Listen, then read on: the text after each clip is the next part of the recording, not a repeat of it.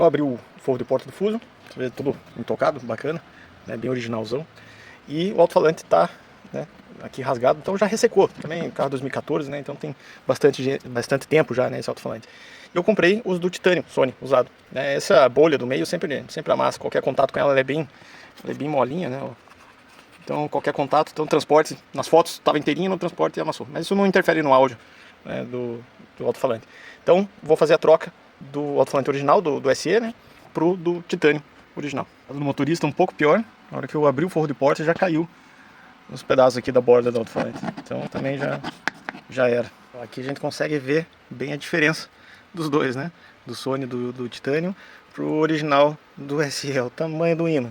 Upgrade excelente para você fazer no teu Fusion SE é colocar os alto-falantes do titânio. R$250 eu paguei no par no Mercado Livre, então vale a pena.